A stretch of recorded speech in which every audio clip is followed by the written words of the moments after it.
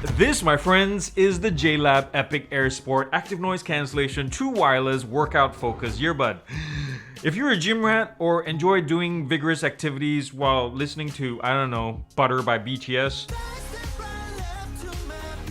and want to spend half the price of a Powerbeats Pro, for example, while enjoying way more features for your hard-earned cash, then the Epic Air Sport Active Noise Cancellation might just be your thing. Let's do the review right after these messages. That way.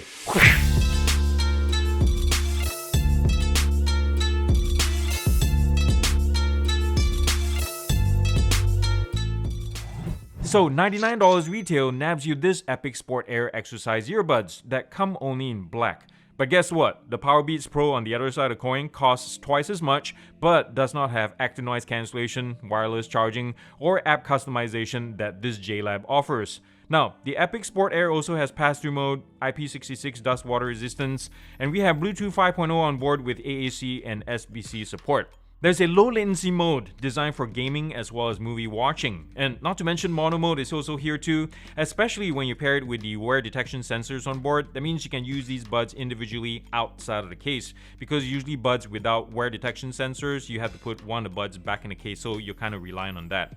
Now, JLAB quotes 11 plus hours of battery life from each bud with active noise cancellation on, whereas on average, I personally got closer to around 10.2 hours with ANC on at 65% volume. Now, if you work out the math, that gives the case an additional 37.5 hours, which is pretty darn solid stuff. Now, charging is accomplished with either Qi charging or wireless charging right down here, not bad for this price range, as well as this built-in USB-A charging plug tucked under the case like so. And this is about 2.5 inches long, so it's not USB-C, so you're gonna have to find something that matches this if you don't already have one. Looking at this, yes, this is a really large case. It's thick and pretty darn heavy, and this is really to cater to the 1000 milliamp hour battery cell. The build quality of the case is nice and solid, no creaks whatsoever, though the same can be said about the materials. You already can see some scuff marks on the corners here. I've not thrown this anywhere except into my pocket, but you already can see scratches, so it's going to be scratch prone, and really it feels and kind of looks budget. When I tap on this, it's hollow sounding, but I say this helps keep the weight down. 4 battery level LEDs line the front here in this finger notch, and this offers great depth and grip to pop the lid open like so. Really nice stuff. There's also a strong magnet that holds the lid shut, but unfortunately the lid flops around, and well, here, let's do the shake test as well. Let's pop this back in, hold the lid open, and then shake this, and yeah, thumbs down to both the lid and the earbuds for failing this. But on the other hand, thank goodness we have no shiny black plastics lining the cavity here. It's all same matte plastics, so dirt, grease, or sweat won't show as quickly. Let me put this back real quick. There's a lot of space between the buds here, so it's easy for you to grip them and remove them. The build is equally solid for the earbuds, but the same plastics on these that are also found on the case, I can imagine scratches are just gonna show up pretty darn quickly after some use. But at least it weighs only 10 grams, which is not bad considering its size as well as the included battery pack. Now, the ear hook is not moldable as well as not replaceable, but it is pretty comfortable. I can wear this for maybe 2 hours and be pretty darn fine with it. There are 3 mics per side, 1, 2, as well as 1 right behind the ear tip. I'm not sure what this hole is. The literature doesn't say anything about it. It could be venting, but we'll never know. Wear detection sensor window is right there. The charging pins are right there. And there is an LED light that points at the person right next to you. It flashes right there from time to time, so there it is. And the touch controls are here where the logo is, and I accept single, double, triple, as well as hold commands, and they're fully customizable in the app, and I'll show you that in a little bit. Now, in the business end of things, there's an 8mm neodymium driver in here doing all the grunt work, and it ports the sound through this really short sound channel, and it ends with this mesh grill that keeps your dirt and gunk out. Now, the ear tips are pretty easy to pop in and off, on and off as well. They have a slightly hardened core, though not the best quality PU, but it is nice and soft and supple that most of you might not even care about replacing. But these are really easy to put on and off, as you can see. Alright, it is the Bluetooth range test time, and I have some Eagles playing on decent high fidelity. And I'm gonna put the phone at the end of my deck, and we're gonna walk this way from the back of my house towards the side, and we'll see when these things start cutting out. So the phone is over there. I'm gonna keep walking. So these things have Bluetooth 5.0, so it should last us around 30 to 33 feet.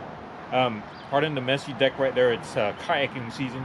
But the phone is over there, and where I'm standing is around 25. So if I keep walking here, and the music is still playing strong.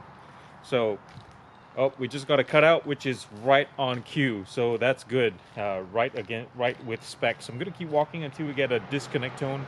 How you guys doing? Yes. It's a beautiful day out. It's sunny, but it's nice and cool. Really like it. I'm wearing a jacket for crying out loud, so it's one of those days. Still haven't gotten a disconnect tone yet, so that's something in it. Doesn't matter really, it's not playing any music. Oh, just got a tone around 52 feet. Not bad at all, not bad at all. So I'm gonna keep walking back till we get a reconnection, and I'm gonna see if this continues playing. I don't think so, based on my experience, but you can see the fit on these on my ears too. They fit pretty well. Being ear hook kind of earbuds, they do stick out a little bit more because of this extension right there. But it's very comfortable, very solid in terms of you know, how it stays put.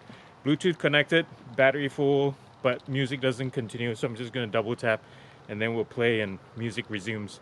Let's move on to the mic test. All right, we're heading down to the road right now to get some sound samples to see how these things handle noise suppression. And you can hear for yourself as traffic passes by in a second how these things do. I tested these earlier over and over again, and I wish it sounded a whole lot better. Because when it's quiet, you can probably hear a little bit of this, some semblance that my voice sounds really nice. The bass is good. Intonation is nice, but whenever sound is introduced, any kind of a constant noise like car tires and engine sounds, as you can hear right now, it just kind of breaks up. It falls apart really quickly. Even though there's like 3 mics per side, I was hoping the algorithm would do something good, but it goes to show that quantity in this case doesn't matter. You can put 3 or 4 mics per side, and if the algorithm and if the program doesn't work right, it's pointless. So in this case, I would say in a quiet environment, perfect. These things sound really good, but the moment it's kind of sad being workout earbuds. You kind of have to, you know, not accept phone calls in a noisy environment like this. There's a bus that just passed by. How does that sound? Yeah, my sexy voice just completely went bust right there. But anyways, let's head back to the studio.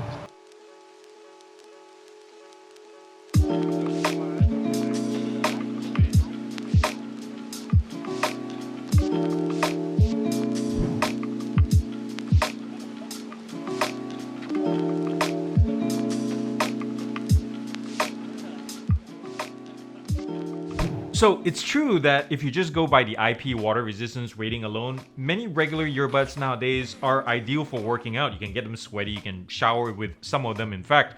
But if you're in a situation with a lot of dynamic movement, up-down motions and such, added fit and stability are really what you need. And this is where ear hooks come into play in my opinion, ensuring that the buds, like in this case, stay put in your ears. And the hooks on the JLABs are comfortable and grippy enough in this case. The sonic quality on these JLABs are perfectly tuned for working out.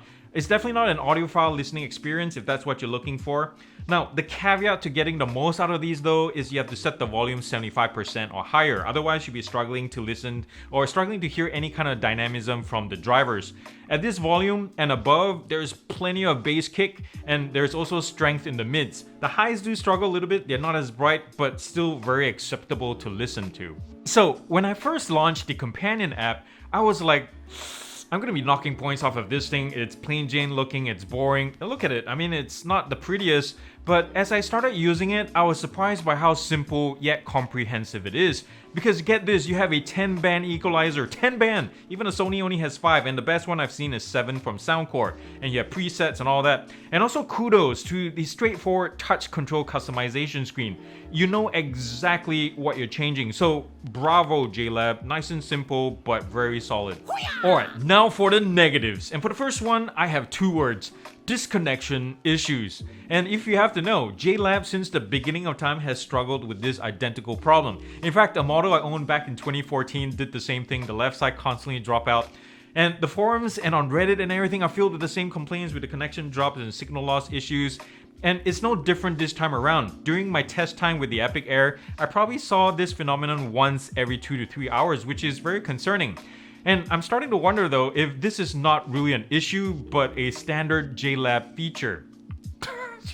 Now, solid customization of the touch controls aside, I would like to see, or actually rather hear, JLAB include some kind of feedback tones for each time you press a button, because especially if you're doing a double and triple tap, I would like to know if even my first and second tap registered or not, so some kind of tone would be really helpful. And the last negative is the ergonomics, especially when it comes to removing and replacing the earbuds from the case. And this is very typical of earbuds with fixed ear hooks like this. They tend to have this reverse arrangement where the left earpiece is actually not on the left side and vice versa. It kind of tricks me up a lot. And this is all for the sake of showing off your earpieces when you pop open the lid, but I prefer something more ergonomically sound. So in practice, you have to do this weird cross-handed motion to get the right piece into the left ear and the left piece into the right ear. Yeah, it's just a pain in the butt. Unless, of course, at the end of the day, maybe I just have poor motor skills or something.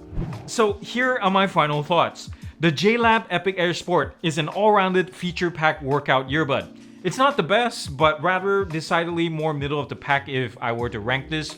But at the end of the day, it sounds good, it has a nice app, it has long battery life, there's Qi charging at its price range, effective wear detection, it's built well, decent active noise cancellation. Although on the flip side, the material choices might leave you wanting, and there's also the fact that you might face the occasional connection issues, so something to bear in mind.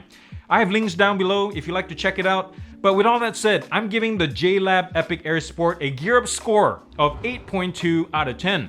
And this is how I broke it down to get to the final score. If you have any questions about it, feel free to comment down below. Yes.